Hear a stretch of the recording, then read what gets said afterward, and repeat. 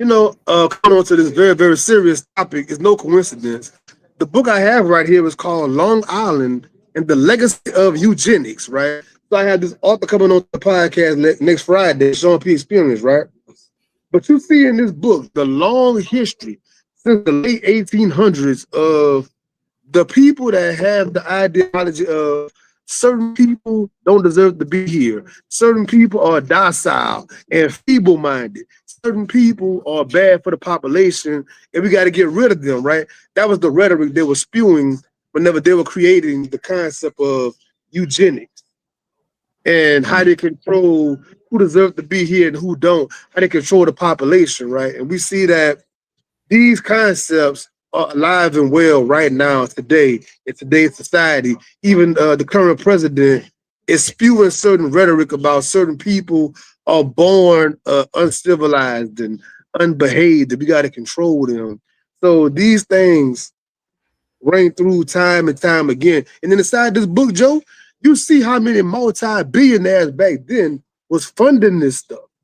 You see how many prominent people was pushing this propaganda in the schools, in the textbooks, in the movies, in the literature at that time. And now we're still seeing it going on today. That part.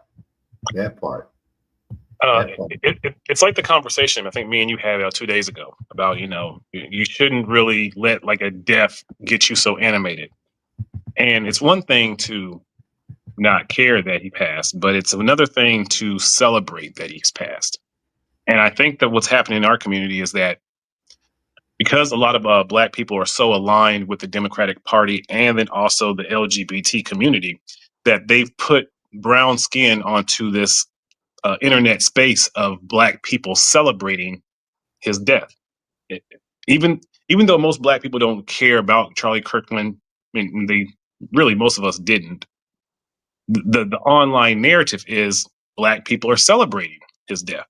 So there's alchemy in that. It's the same way that I think a lot of Black men felt when they saw a lot of Black women celebrating Kevin Samuels passing away. And I think it's the same sort of energy where it's like there was a lot of men who were very angry at the Black women in the community because it's like, wait, like, like you're celebrating his and the women were like, well, he said this, and now it's kind of the same thing that's happening with this, where it's like the white people are trying to say like, hey, he didn't, and then all the Black people online and then all the people from the LGBT community and all the like the really liberal people, they're like, well, he said this. My thing is this: public speaking is one of the hardest things for a majority of people on a global space to do. What he did, whether you believe in what he said or not, is he held his nuts and he went to a college campus and had these discussions. There's many times that I see in this Black manosphere space that all these people are having these arguments with women.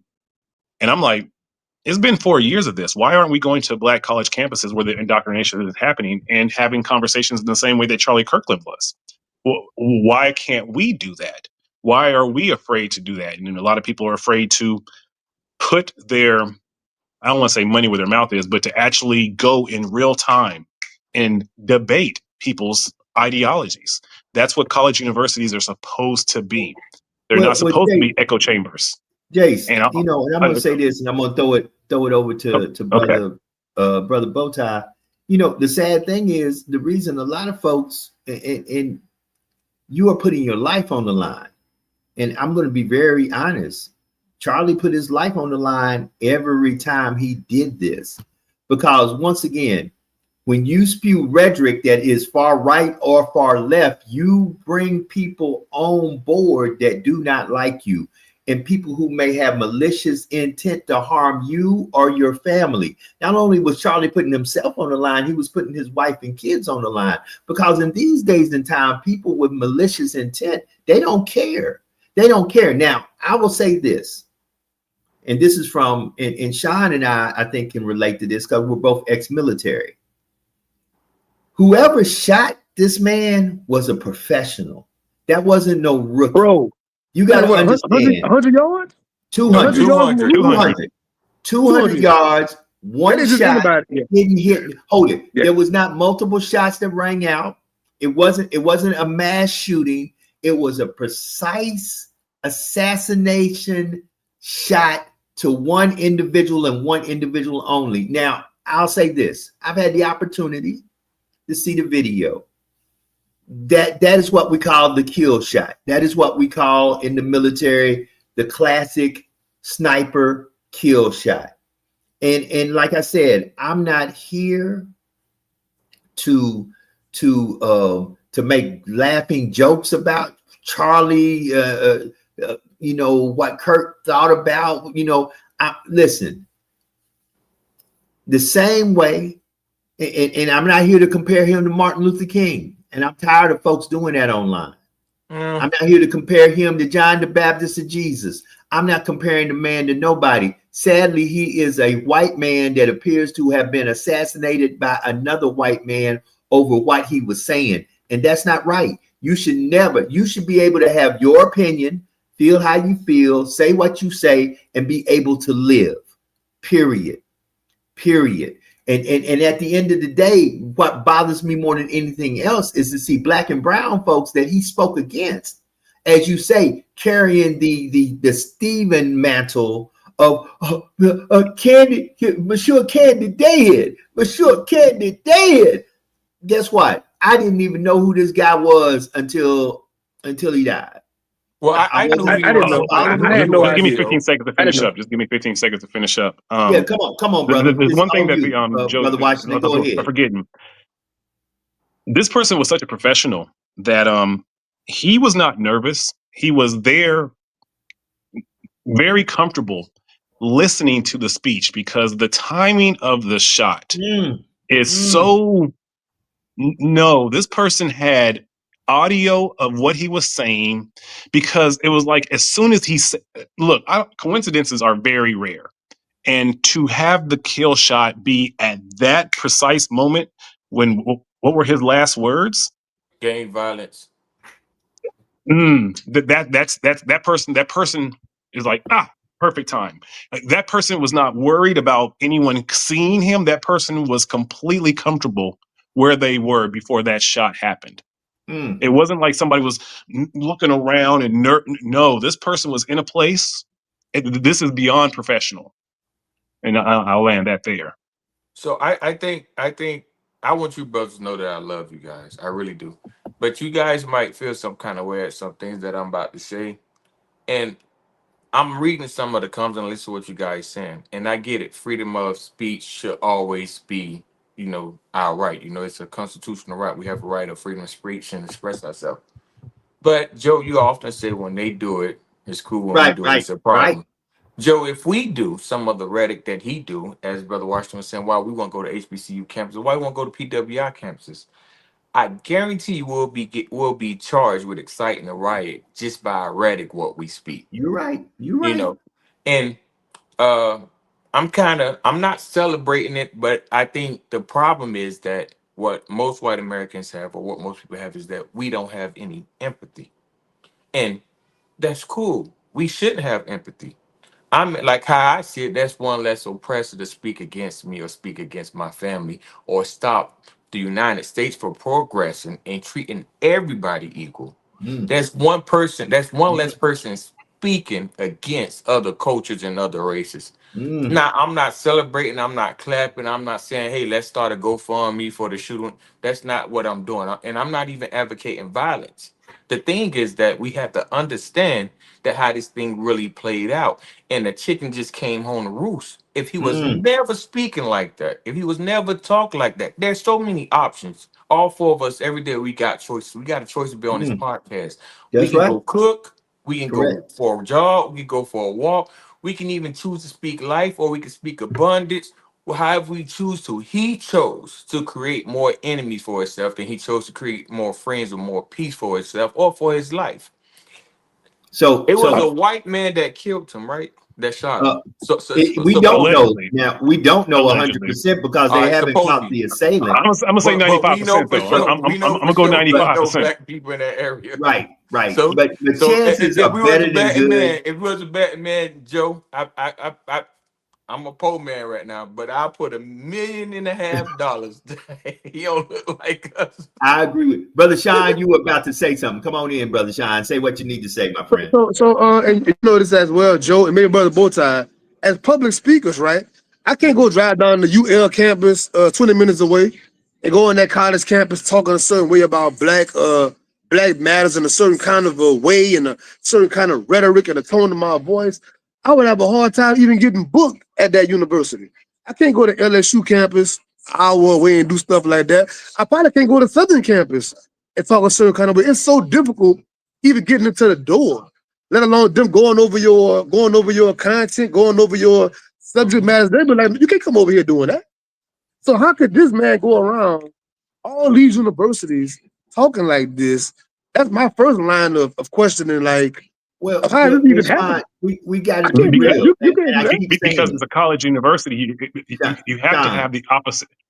I'm sorry, go ahead. Sean, I done said it, and people, you can get as mad as you want to about it. We're in a climate where if it's white, it's all right. If it's brown, you can stick around. But if it's black, it's got to stay back. And we've got to really, we as black folks got to embrace what's really going on right now. That You said we should always stay back, Joe? watch this though. Listen to what I'm saying. I didn't say that we had to. My mama told me it's not what they call you, it's what you answer to. We have to be real about this is the climate we're in. It doesn't mean we have to conform to the climate, but we have to be real because watch this, that they locked down yesterday on 9/11, they locked down 15 historically black colleges and universities due to what happened in Utah and due to the threat that was looming of violence on those campuses. What did black folks have to do with what happened to Charlie? I'll wait. What do black folks have to do? What did we have to do? Was it, hold it.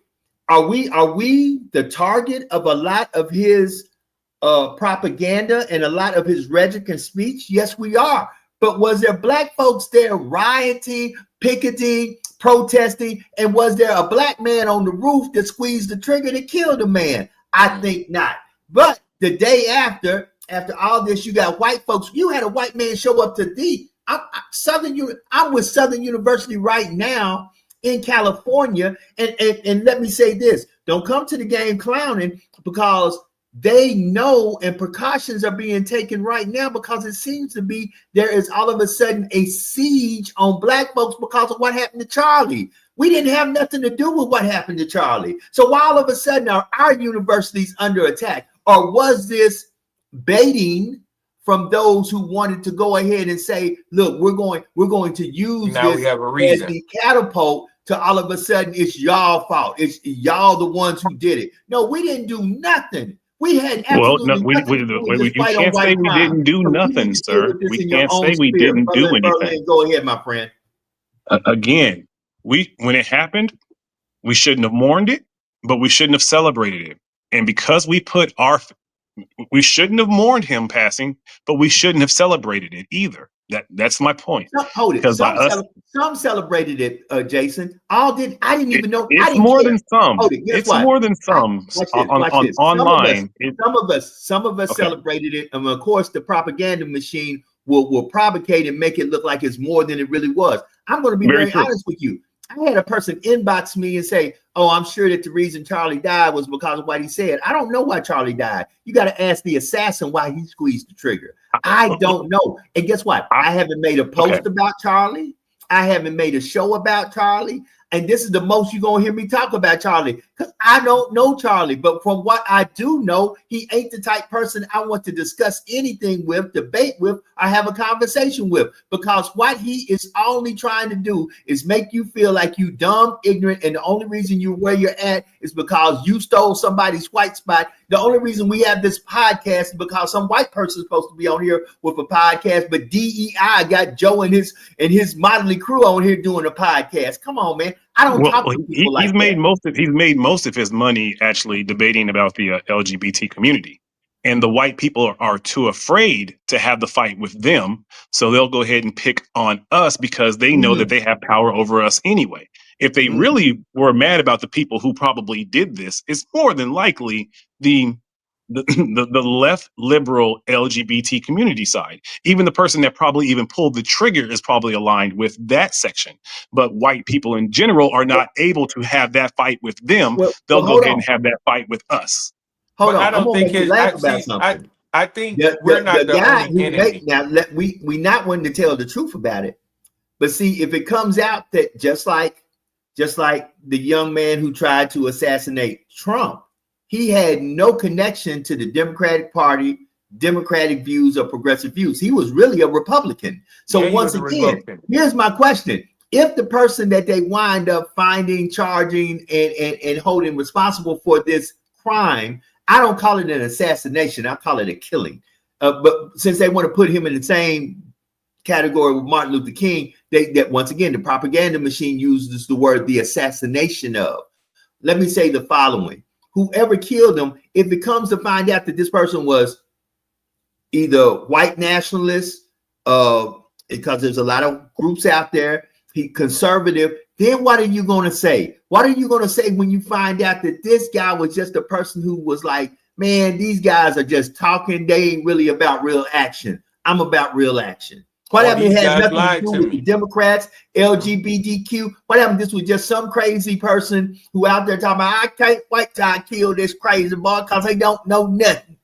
Yeah. Then the same thing applies. We shouldn't be celebrating it, and we shouldn't be mourning it. Right. But by we should be completely. What's that gift where somebody is sipping their tea? That's all we should have done. And because there's a lot of black people that are aligned with the propaganda machine on the LGBT side and on the liberal side, they put them on the forefront of the internet to spew all these things to make white people mad at black people in general. And that's why I'm happy. I'm happy they shut down the black colleges for that one day, because more than likely something possibly could have happened, which would have been 10 times worse. Shut it down. Shut it down for the next 3 days. Hell, shut it down for a week. If we think there's a threat. Right. Then, and that's a good point. Brother Bowtie, go ahead. I'm going to answer this question. Angry, they have the weaponry to do something massive on a black college campus if they want to. And it only takes a group of 10 of them to do something catastrophic. So I'm glad they shut it down for a little bit until they figure some shit out. Hold it. So the question was asked about the Southern game and about black college games across the nation. I'm pretty sure that there will be heightened security. I'm pretty sure that there's heightened security across, like I said, we had 15 HBCUs yesterday that dealt with their campuses either being closed for a moment or closed for more than a moment, because and some are still closed because of the looming threat of violence, which we have absolutely nothing to do with. Bethune-Cookman is closer to next week. You know, so I think that's nothing but smart. But we're here, and we have a game. We have a game. Speaking about sports, it is 32 minutes past the hour. Elijah is going to break this up for a minute, and we're going to talk about sports, because last night it seems to be Green Bay got them a gift from Dallas, and Green Bay looked like they're about to do something serious. So that's one team we didn't put into our equation. We were talking about, hey, these boys might be coming to play. Look like Green Bay is here to play. Y'all give it up for my man Elijah Nixon in the great state of Tennessee, the great city of Knoxville, Rocky Top. You'll always be home, sweet home to me. Elijah Nixon in sports. Let's go. What's going on, fellas? Man, it's about to be a one of them type of weekends. Yes, Green Bay did look really they looked really good yesterday. Shutting down Washington, held in Washington with 2 touchdowns as of late. They didn't really give up that many. I think their statistics where they gave up 2 touchdowns in garbage time in the last 6 games. So the defense for Green Bay looked really good. And what they can do with Micah Parsons is man up on the outside and let 4 go rush, or send an extra guy, because they know your offensive line can't take everything. But last night, what I did take away from the game is they can stop the run. As you can see, Jerry Jones said Micah Parsons can't stop the run. They had signs up saying, "Thank you, Jerry. Thank you, Jerry." The fact that Micah Parsons looked like that, and it's only week 2, he has 2 more weeks before his return. Until they play Dallas, that's going to be something that I can't wait for. But what's your guys' opinion on what the whole ordeal is? You know, how good do you think Micah Parsons look? I know the Cowboys only play 1 game. We get to see another game coming up in these next few days. But what do you think about Micah Parsons and what he has done so far out there with the Green Bay Packers? Man, he looked He great has an in opportunity to be Detroit. probably He the looked great best against defensive Green Bay. I think person he since Reggie White for the Green Bay Packers. If Mm. anyone's older and remembers Reggie White, Come on, from he was the University of Tennessee. okay. Reggie White was a staple, and the Dallas Cowboys gave the Green Bay Packers a staple. You can build around Parsons, and if they do this the right way and keep him healthy, this might end up being their Ray Lewis. This might be their Earl Thomas. This might be because Green Bay's always had a decent defense, but they've never had a staple since Reggie White. And Dallas Cowboys gave them their staple. Mm. I think the post game is pretty much all we need. Once you had the whole crowd stay just to scream, Micah, Micah, man, you couldn't even hear that post game interview because they're screaming his name so loud. Come on. Hey, them boys, listen, them boys gonna be something serious to be dealt with.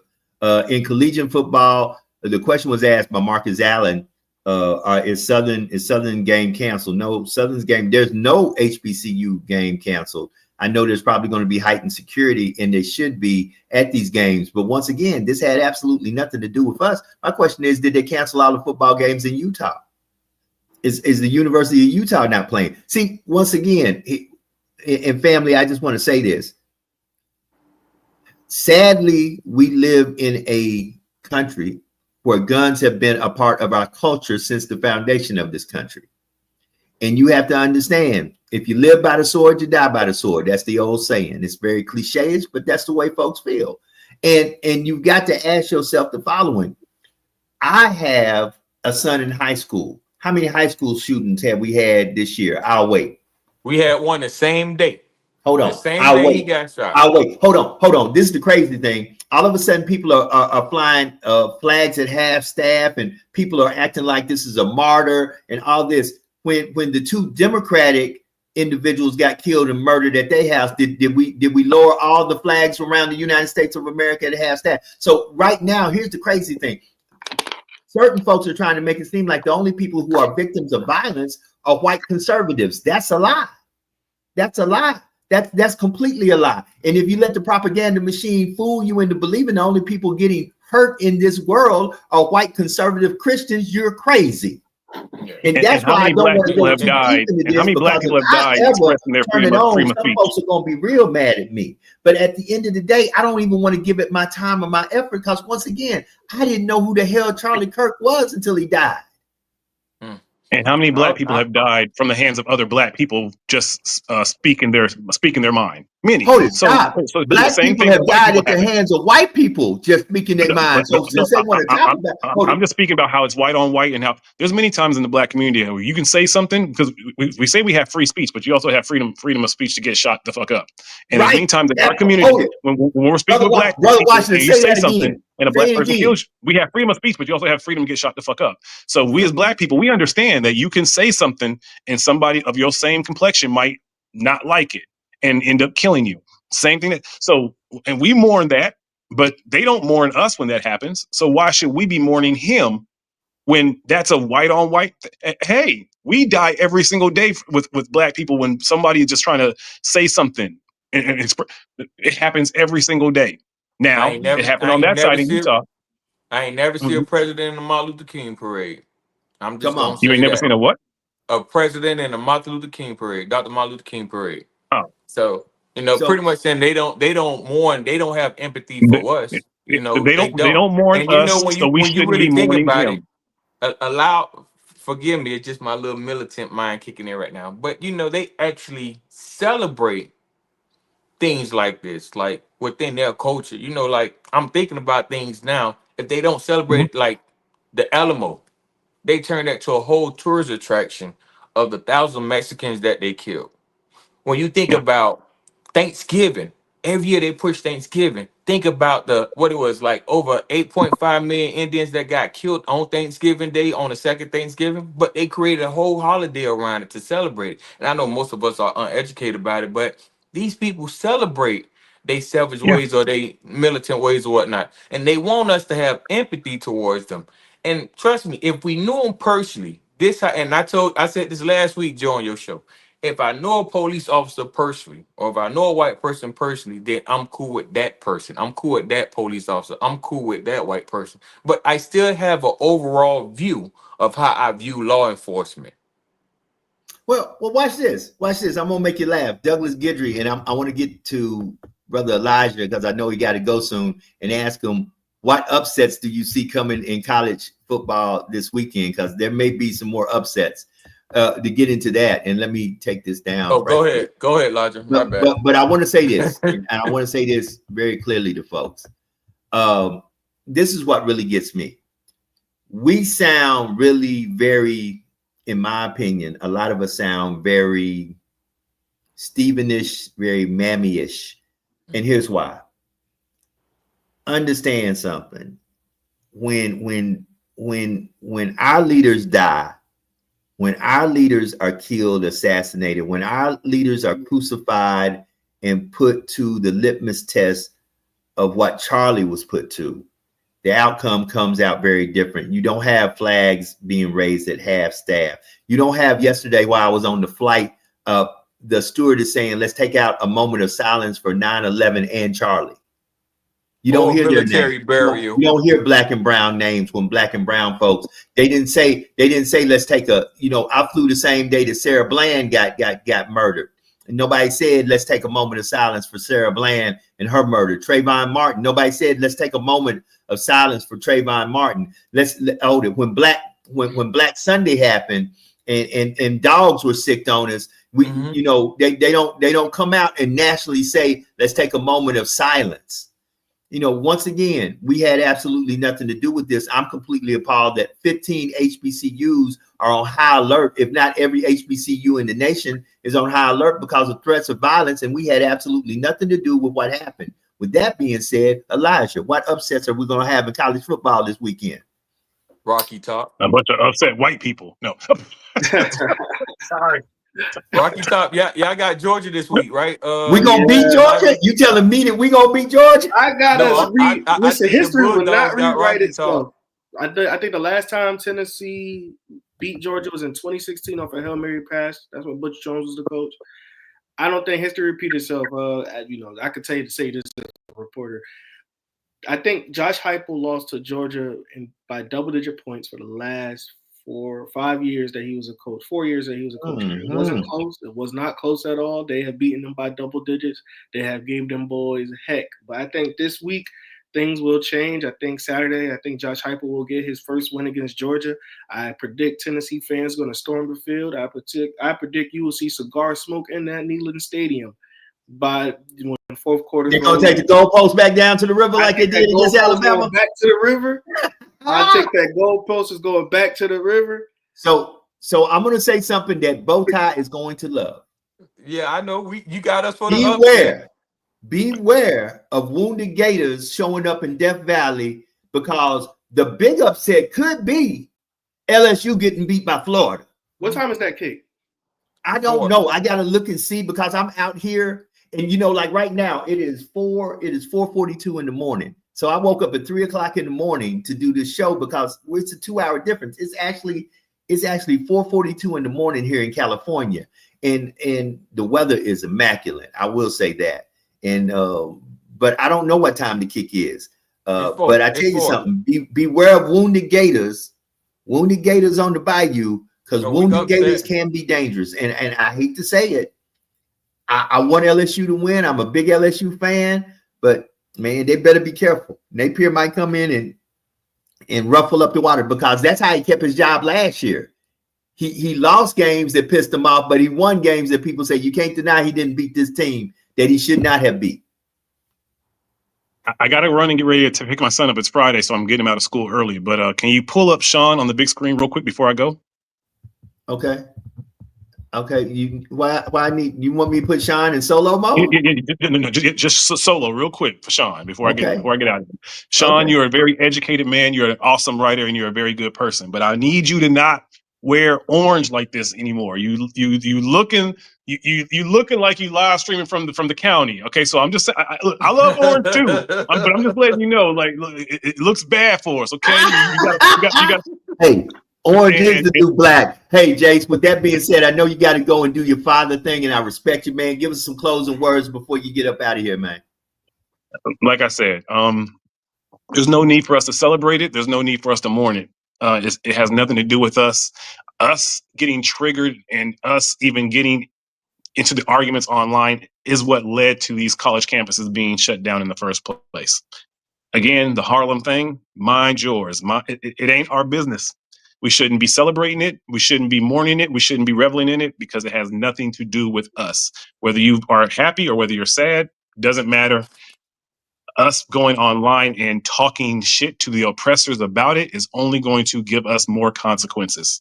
Leave it be. It has nothing to do with us. And Joe, please throw me some videos of California when you're out and just seeing beautiful things. Just throw me some videos of it because I miss it so much and I appreciate it. I will, bro. I think we're going to do some redwoods today, man. I appreciate you and all that you do, please, man. Please send me as much videos of the redwoods as you can get. Photos, videos, all of it. I used to firefight out there, and it is heaven on earth.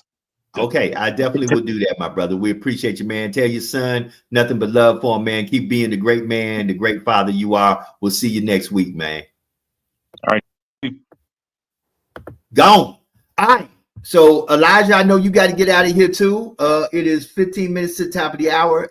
Go ahead, Sean. Say what you need to say, man. Elijah with the sports, man. One of the biggest fights in probably a decade is going on this weekend. Crawford versus Canelo. Are you covering or are you watching the boxing match in your sports analysis? I wish I could, man. I know that's a big fight. I think Crawford's gonna beat the brakes off that dude. But I got Crawford, man. I'm always gonna have Crawford. I got Crawford always, man, always. But it depends, man. If I can get off in time, because that Georgia and Tennessee kick is at 3:30, and I'm there. And if we predict the way how we definitely gonna predict that if Tennessee wins that game, I probably won't be getting out of work till about midnight. So right. They're gonna lose their mind in Knoxville, Tennessee. If Tennessee beats Georgia, it will be as big as when we beat Alabama. And somebody did put on there, beware of South Florida and Miami.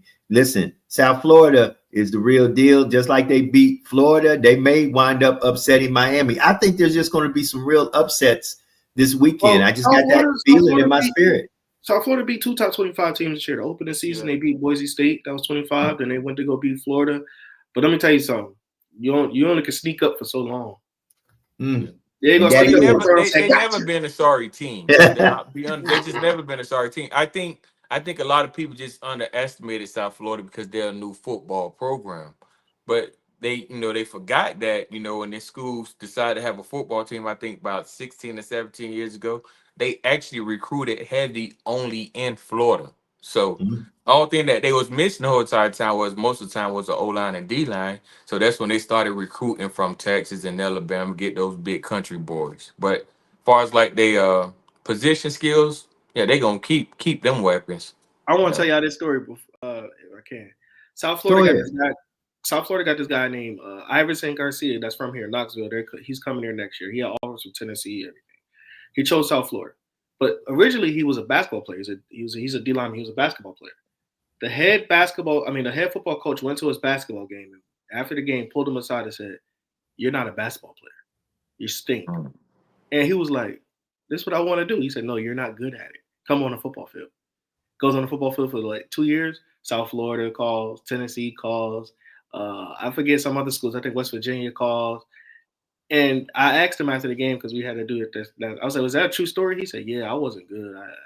I just wanted to play because I just wanted to play basketball because I thought it was in my genes." But I guess Coach was right. Coach Lowe was right. And he pulled him off the thing, and now he got offers to go. And South Florida, where is he going? So, all right. Well, Elijah, tell us about the fifth take. Tell us what you got going on. I know you got to get out of here, man. I know you're getting ready for the weekend like I am. Southern and we are playing Fresno State, but Rocky Top will be rocking because Georgia will be in town. So all I can say is go Vols. Let's Go go. Vols. That's what I can't wait for. I'm actually about to go out there Friday. I know College Game Days already here. We got to do some live shots with them today. So we got to go out there and talk. Well, I don't know how often we're going to see them, but I hope I could run into Marty White. But we got that today. Fitz Take podcast is still kicking off. We didn't get the player that we wanted. He got hurt last week and against the who did they play last week? Houston, Texas. He got hurt against the Houston, Texas last week. So we got to wait until he get healthy so we can get him on the Fitz Take podcast. But other than that, continue to like, share, subscribe. And we really appreciate you. Always thankful for coming on this platform, Joe. And I just want to say thank you again, man. And before I go Vols, baby. Go Vols, GBO, baby, GBO. Hey, Rocky Top. I want to hear it so much. I hear it out here in California that I'm like, they always been home sweet home to me. Come on. Are you going to In-N-Out while you out there before I go? I'm going to Randy's Donuts today, and I'm gonna sit in the donut hole like my name is Iron Man. We're going to the Redwood Forest, and there's a lot of stuff we're going to do today. We went out yesterday to Fresno, to the city of Fresno, which is, this is gold country. It's an old, like the old West, old Spanish. This used to be Mexico. At the end of the day, we had really a good time. So it's nice out here. The weather is immaculate. That's all I can say. And the weather is immaculate. So looking forward to seeing California and looking forward to a festive game tomorrow as Southern takes on Fresno State. So, they got a nice little stadium. I look forward to being in that stadium and doing my thing. Bring me some gold, Joe. Say what? You think you'll pull off the upset? I think we can beat Fresno. I really do. I really do. I believe. Listen, I believe we can beat them. I have to believe that. You talking about halftime? Hold it. I believe Southern has been beating themselves. I'll just be honest with you. Southern has way too much talent to be playing the way they're playing right now. And I don't think it has to do a lot with coaching as much as it does with the players who have to just understand we have to execute. And I said what I said. Elijah, appreciate you, man. You be blessed. We'll see you on Monday, man. We'll have a lot to talk about. Be good, my friend. So back to 3 the hard way. We got 3 brothers in here, and we're going to do it 3 the hard way as soon as I can find my right thing to put us 3 the hard way. There we go. 3 the hard way. Listen, family. You know what, Joe, I have to be honest with you, Joe. Talk to me. Only thing that I have 2 issues with the Charlie Kirk thing. One, it took away from yesterday. I think yesterday was a very important moment. It did. Sadly, it did. I was in 9th grade when 9/11 happened. And I remember all my life, I never thought that, there was a problem or an issue. But 9/11, the impact was so serious. And I was in Miami at school, that the whole school was quiet.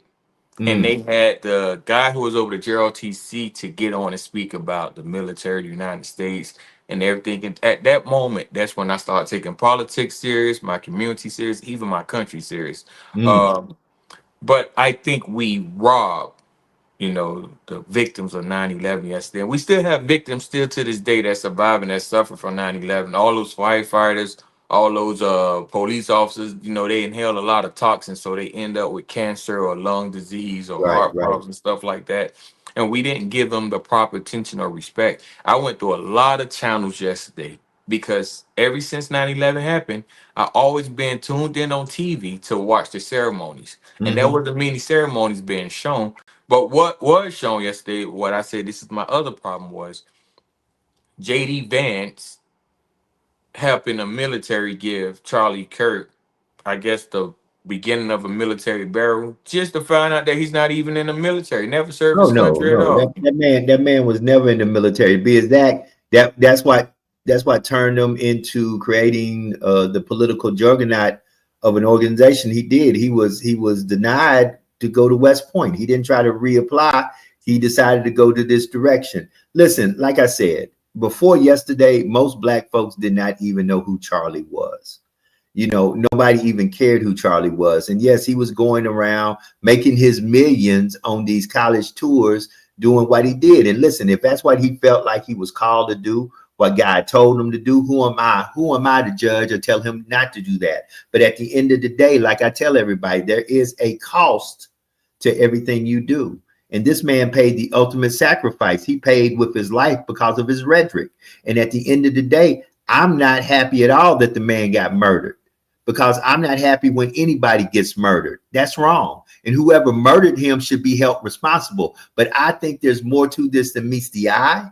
If you watch the video that's out right now, this guy scaled. If you watch this guy scale down from that building, that's a professional. That's not no amateur. That ain't no military training. Ain't no fly by night. That the way he scaled down from that building, shoot, I've seen people scale down from buildings like that before. When I was in Iraq, Afghanistan, Somalia, I've seen people scale down buildings like that before, and they were mostly professionals who guess what? They were trained in 200 yards. Let me tell you something. One shot from 200 yards is not easy, family. It's not easy. Joe, I was trying to give it the benefit of the doubt because, I tell you, like, I like to fish and hunt. And, me and my sons, we hunt rabbits a lot. You got to have a good shot. So I say, well, maybe this guy go deer hunting or rabbit hunting. But when I seen him scale that building, I say, not most hunters are athletic like that. We like to just lay down or just sit in a tree and wait on our prey to run by or walk by, stuff like that. I said, nah, this guy got some military training. Like if that's the guy, because I didn't see him with no gun. They just seen him jumping down no building. So right. But and it's just speculations, Hey, and once again, this is what I gotta say. Family, let us be concerned about the well-being of our community as much as people have been concerned about the well-being of Charlie and what Charlie had to say with his rhetoric. Let us be as concerned about our fellow Black and brown brothers and sisters as they have been concerned about Charlie. Let us be as loving to one another and uplifting to one another. And once again, let me say this. I have no problem with anybody who's not Black and brown. At the end of the day, I have always been a human being. But here's the problem. They have not always been human beings to us. And that's just the facts and the truth. It is 4 minutes to the top of the hour. I'm just going to be real with y'all. When they tell us to see past the color, Joe, or when they say, why we can't just see past the color? Well, I don't think we have an issue with the color. And I'm just going to be honest, Joe. Like, we're always open. When I mean, like, naturally, just Black people, we're always open to, like, trying to get to know you. Like, we walk in the store, like, I'm gonna give you the opportunity to see if you're gonna be friendly. I'm gonna give you the opportunity whether or not you want to come chill with me, hang out with me. Like, you could come to my barbecue, you could come to my hangouts. I'm gonna give you the opportunity. Now, based off your interaction, then I don't know where you stand at in life. But even with our freedom of expression, I don't like Bubba Dub. Bubba Dub, I don't know if you seen his live last night, but he got a lot of death threats. So many that he had to go live like 4 times yesterday. Even called the police, and it's a real situation. But he just stated his opinion. His opinion was an honest opinion like yours, Joe. Black people stay out of this. Right. White folks do what they want to do. But still, he was receiving death threats, and when he went live last night, he said, I don't have no problem with white people. I go to their barbecues, I don't eat their food, but I drink their beer. This is what he's saying, paraphrase what he's saying. He said, but that's your problem. That's not our problem. We know ain't no damn Black person. There's only one Black rapper that ever came out of Utah, and that's NBA Youngboy. Yeah, no. NBA Youngboy came out of Baton Rouge, Louisiana. He's there now. He fled to Utah. Right, and he lives in Utah because he feels like he's safe in Utah. He's safe in Utah. Yeah. Once again, man, let me and I don't want to go overtime, but I'm gonna have to on this one. Family, wake up. Dwayne Williams just put something up here, and I want y'all to really catch this. He said, respectfully and humbly, with all sincerity, why was every event be a comparison? Death by way of murder or being killed is wrong. I think we should focus on our feelings and what would God do or say in those moments. Okay. And the more we keep the black and white, the more distracted we become. Well, here's the problem with that, Dwayne. Sadly, brother, HBCUs are right now on high alert because we had absolutely nothing to do with what's going on with Charlie, but somebody done translated to what's going on with Charlie. And we've got to be wise enough and understand the following. And this is just my humble opinion. We have to understand that when the dust clears, we can't be an scapegoat for folks who really wanted to kill black people in the first place. They just needed an excuse. Yeah. So yes, I have to talk and about it because if in I can reality, in respond, my humble opinion, I am a father of black daughters, black sons. I have a black grandchild. And unfortunately, folks still see us as black and white. They don't see us as good and bad, rich or poor. They don't see us as intelligent, not intelligent. They don't see us as human beings. Everybody puts a label on somebody somewhere. yeah. And right now, like I said, most of us, including myself, did not know who Charlie Kirk was until he was assassinated yesterday and killed and murdered yesterday. But because of the trickle down of all the rhetoric and the propaganda, now folks can't say, well, look, didn't he say this about Michelle Obama? Didn't he say this about certain black folks? Didn't he say this about Martin Luther King? They're comparing this man to Jesus, to John the Baptist, to Martin, and that's their right. You have the right to say what you want to say. No man or woman should die because of the rhetoric coming out their mouth if they're expressing their First Amendment right, freedom of speech. If that's their opinion and that's how they see it, they should be able to say how they see it and not be murdered. Nobody should. But unfortunately, Martin Luther King was murdered. Malcolm X was murdered. The last, okay, I think Emmett Till was murdered. You know, there's a lot of black folks who have been murdered, hung, killed. Listen, even if they spoke about peace, they was assassinated. Hold it. If we would pay as much attention to the well-being of ourselves, our families, our people, as we do pay attention to other folks. See, some of y'all hate being black.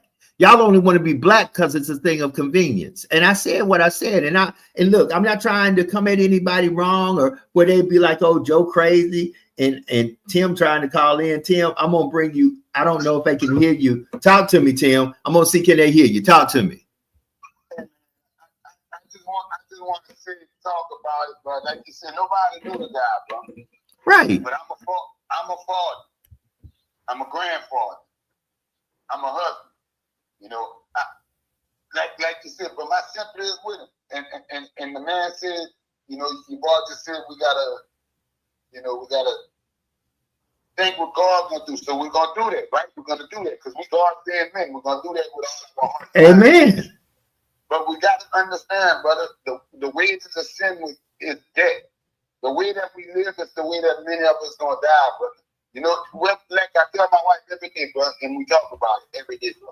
Whether it be me or you or him or her or white or black, politician or Democrat, brother. If we do something, if we sow a good seed and we continue to sow a good seed, we're gonna continue to get a good harvest, bro. But if we continue to sow bad seeds, brother, just understand and bad energy. What we put out in the world, brother, we gonna get it. Whether it be today, whether it be tomorrow, or whether it be whenever, what we put out in the world, brothers, we're gonna get it. So we gotta be careful how we treat people, bro. And I like to say, but just looking at it, you know, I mean, I'm not gonna say nothing negative because I'm gonna put God first, and God's gonna control everything. And we gotta understand that God is in control of that, brother. Well, you know, me. Okay, let me say this, Tim. I agree with everything. Like with Dwayne. Dwayne said, "I love you, Joe, but I respectfully disagree." And I understand. I don't know what you're saying, Dwayne, and I wish you would call in and kind of give me more expounding on what you wrote, because what I'm saying is real simple. Listen. I can't judge nobody. I pray that nobody ever wants to kill me because of something I said on this podcast. And I've been doing this podcast for 3 years. And I done said some stuff that I'm pretty sure has been quite challenging on the social, on the ethnic side, on the religious side. I'm sure there's some folks that would have been upset about what I said. But nobody should be so upset with me that they want to take my life because of what I said. And it was wrong whoever killed Charlie. And let me be honest with you. Let me be honest with you. Joe, I'm reading the comments, Joe. I'm reading the comments. Huh? I said, I'm reading. What'd you say, Brother Bowtie? Oh, I said I'm reading the comments, right? And you know, I keep saying why I got to be a black and white thing. Why I got to be a black and white thing. As I said, we didn't choose this. But if you really go back and look at that video, and it's a very gruesome video, but if you listen to his last answer, he was making a black and white thing. So his last two words was gun violence, and he was talking about black young men, how they this and how they that and that and like that, and you could cope. And he said we could get the gun violence, and that was it. okay, Dwayne, you can call in. Call in. The phone number is 225-250-8770. Listen, Tim, I thank you for calling in. If you want to call in, call in. Tim, I love you, man. We'll talk later. Listen, I appreciate you for calling in, my brother. Okay. And we don't make it a thing. I mean, like, and black people is not his only enemies. And I have to give. You didn't mention this, and most people didn't mention, but New Mexico was on lockdown yesterday as well, though. Right. But which is pretty much a Spanish or a whole full of immigrants, should I say, or whatnot. Most of the students there, but you know, he attacked the immigrant, he attacked the Spanish, he attacked blacks. You know, I ain't gonna say attack, but his rhetoric was against everybody that wasn't white. So we're not the only enemy that he had, you know. But of course, people want to put us on this because we didn't have empathy. But I got a lot of Spanish friends. Look, I stay in Miami. My Spanish friends ain't have empathy at all. Right. Hold on. Right. It isn't. Listen, and I said this, and you can go back and look at podcasts. I said that. And Dwayne, once again, the phone number is area code 225-250-8770. 225-250-8770. It's actually my direct cell number. I want to say this. Right now, I'm pretty sure there are a lot of illegal immigrants in this country who are not black and brown, who visas have expired. Hold on, I'm gonna put it here, Dwayne. Let me do this. Watch the ticker, Dwayne. Here's the phone number. Phone number is running on the scroller. It's running on the scroller. Since you couldn't, there it is. It's running on the ticker. Just watch the ticker at the bottom. You can call that number. There are a lot of non-black and brown immigrants who are in this country illegally. You don't see ICE in mass hurting them up, getting them back to wherever they came from, be it South Africa, be it Europe, be it any country. You don't see the white migrants that are here illegally. Be it that, you don't even hear them talk about white migrants that are here illegally. Yeah. So hold on. Yeah. I assume this is Dwayne. Dwayne, how you doing, my brother? How you doing? Okay, go ahead and expound on what you wrote, my brother. All right, can you hear me? Yes, I can hear you. Yeah, we can hear you. Let me be very clear that where I'm coming from. Yes, sir. I believe as a black man, in our culture, it doesn't matter if the sun rises or doesn't. We will always find a way to compare it to what black people been through. When reality is, it does not matter how someone views us. What are we doing about it? I concur. I concur with what you said. I agree with what you said, sir. 100%. The words, and all I'm saying is, if we really, the reason why I say it's a distraction is because, truth be told, for the people that didn't know Charlie, if you didn't know Charlie, if you didn't even hear anything he had to say, you shouldn't even have a comment about it. Correct. And hold it. And furthermore, our HBCUs who all went on lockdown, who some of us have nieces, nephews, cousins, family members, we have friends, spouses that work there, should not even have been involved in this because black colleges and universities had absolutely nothing to do with what happened in Utah with Charlie. Because most of us, as you said, since we had nothing to do about it, then why are we now on high alert because of it? Well, but again, Joe, and I'm gonna go back to it, and again, this is I'm gonna pivot just a little bit, but follow me. Mm-hmm. We complained. There were people that complained when Barack was president. Correct. There were people that complained when Bush was president. Correct. There were people that complained when Clinton was in president. There are people that are going to complain when Trump is president. The point that I make when I make that comment is, regardless of who sits in the White House, what are you doing in your own house? Correct. Hold it. But Dwayne, you're not saying nothing that we don't say on this podcast every day. You ain't saying, hold it. Simply, Joe, all I'm saying is simply, what I have witnessed on social media, I have witnessed it. I can't say it for everybody else's timeline. What I have witnessed was people celebrating the death of a human. I don't care what the human did, because there's no way in the world that we can say God is our creator, and then celebrate when So God's creation is murdered. Hey, right. And I concur with that. So let me ask you this, Brother Dwayne, since you're a black man like I am, didn't you see that same celebration when George Floyd was killed by other folks celebrating that George Floyd was dead? Did you not see that same celebration when Whithouse went to do what he did? Here's what I'm saying. In fact, our current president called him a scumbag. That's wrong. I gotta do wrong just to be No, what I'm saying is we have to be just as vocal and call in when we have to do that. Hold on. Here's what I'm saying, Dwayne.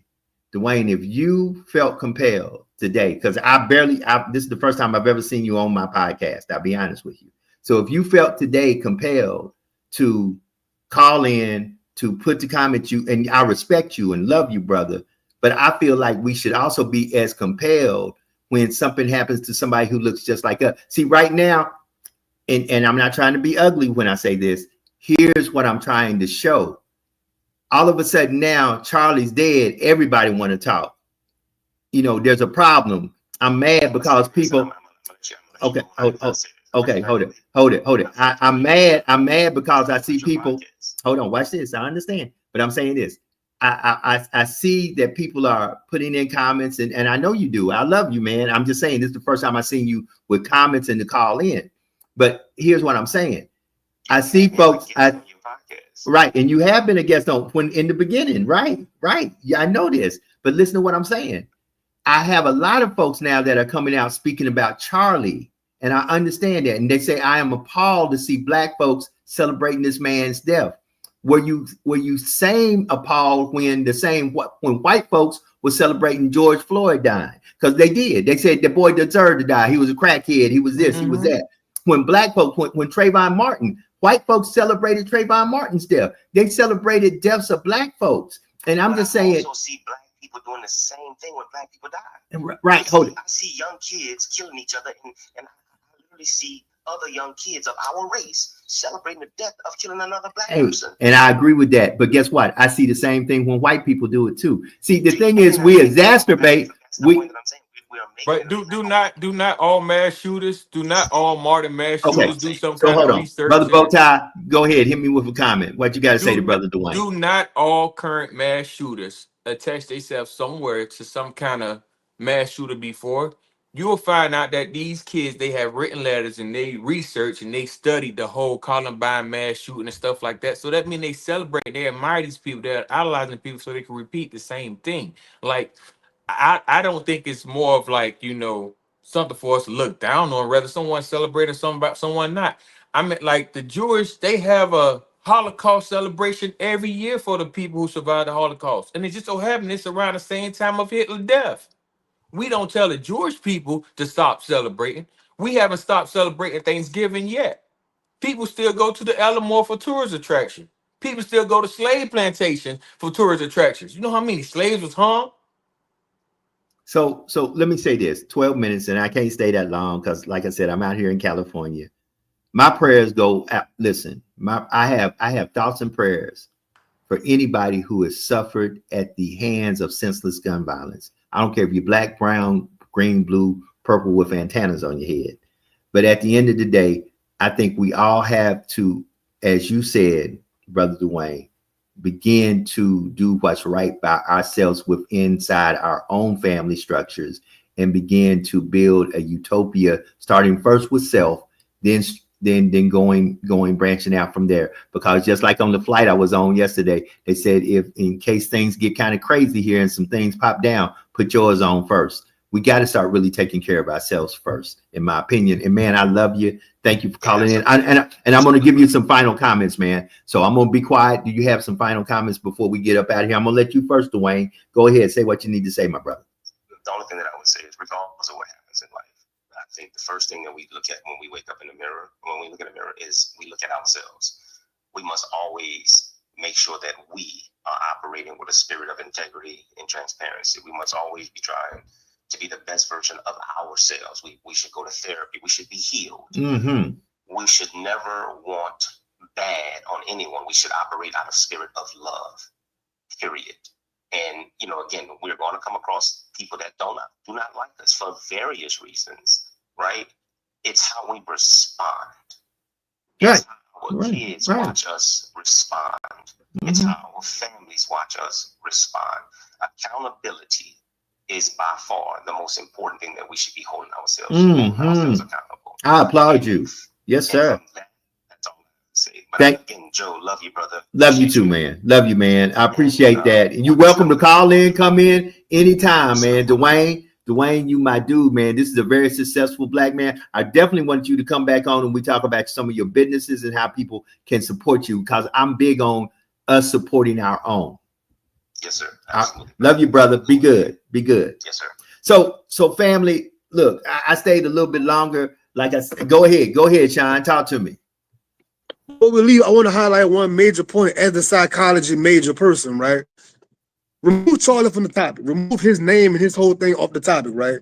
We live in a death culture, meaning so many people were so eager to send me a video of a man getting shot. Why do you think I want to see that? Whenever all these other killings happen, why do you think in your mind, you at your house, oh, let me sit at the brother Bowtie right quick. Why do you think, why would I want to psychologically talk to somebody else and send you a video of a human being life leaving their body? Let's talk about that topic. Forget about Charlie. Forget that.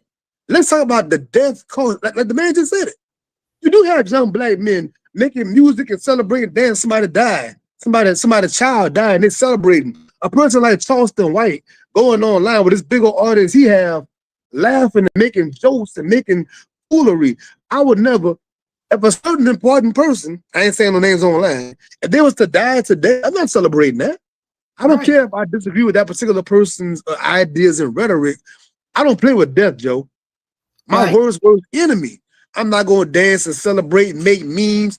I'm not sharing nobody's death online. So I'm going to leave it at that for my little take. But that really, really bothered me in our culture. We want to pass around death. Like it's a video game. All this Call of Duty, all these games, all respect. We have been desensitized to death. Right. I'm gonna leave it at that. Sean, what you just said. I think it's more the country. Like we're the most violent country there is. You know, they try to propaganda us and show us videos of other countries like this country is bad, but America is a very, very violent country. Like America was created off of violence. I mean, like they was actually labeled as terrorists, you know, when they first formed this country or whatnot. Like, and they just so happen to always endorse it and, you know, create violence every year. They took over most countries with violence. So we became so numb to it. But I do wonder though, if they took away all the guns, would we be a violent country still though? Well, let me say this. I've lived in countries where the people, the citizens of the country cannot legally own guns, and they still have police, they still have crime, they still have murders, and they still have problems. They might not have it at as a higher rate as we do, but still, people who will do malice and evil don't need guns to do malice and evil. They will do malice and evil by any means necessary. And we have to get that in our heads. Go ahead, Sean. Brother Washington over there in London, right? Brother Washington. In Berlin. A lot of stabbing, he in Germany.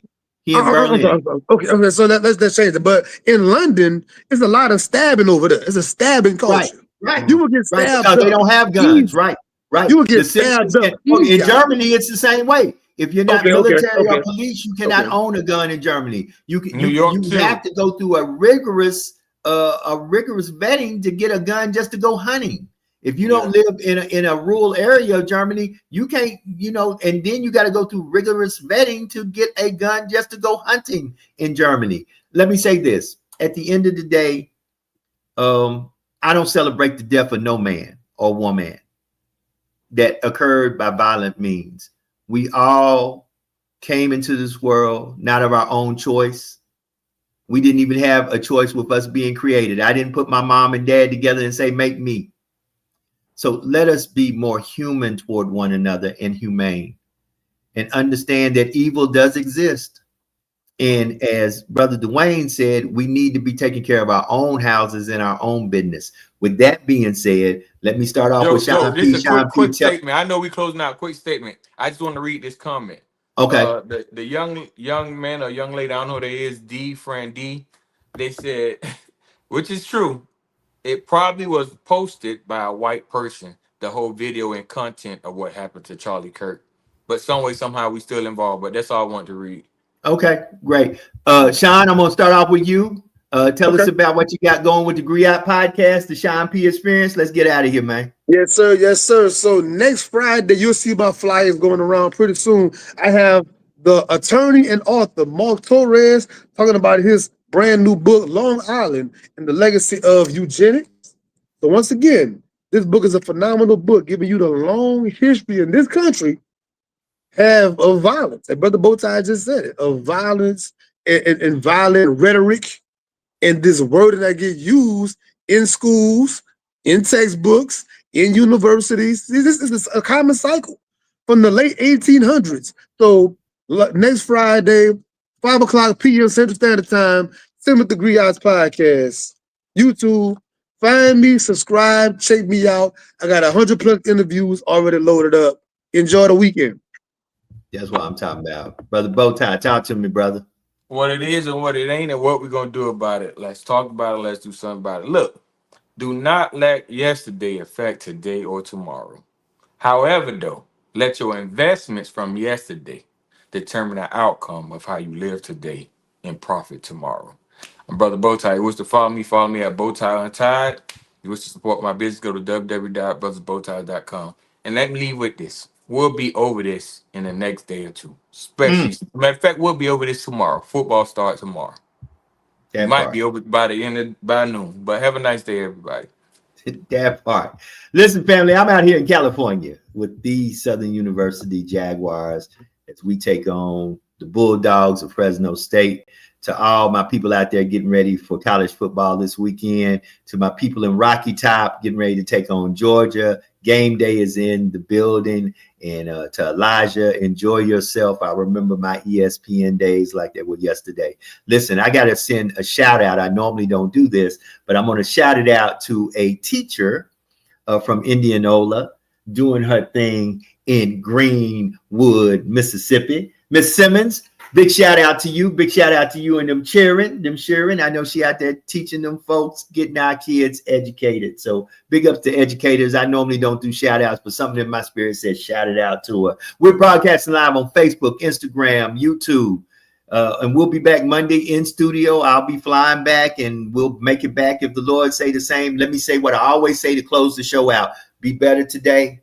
Be better today than you were yesterday, and do something today to bless somebody somewhere that no matter who they are and how you bless them, you expect absolutely nothing back. You release it freely from your soul, your spirit, and you just give it to them so they can be better. We've got to start doing stuff to want to see folks do better. Even if they're doing better, makes them better than us. Always remember that there is no secret what God can do. What he's done for others, he will and he can do for you. For when God is with you, nothing or no one can stand against you. It is Friday, y'all. Friday. Friday. It's the weekend, baby. Y'all be blessed. We'll be back. Y'all catch me. I'm going to be doing a lot of stuff out here with Southern. Just keep it locked into all my social media. We out. Have a blessed one. Peace.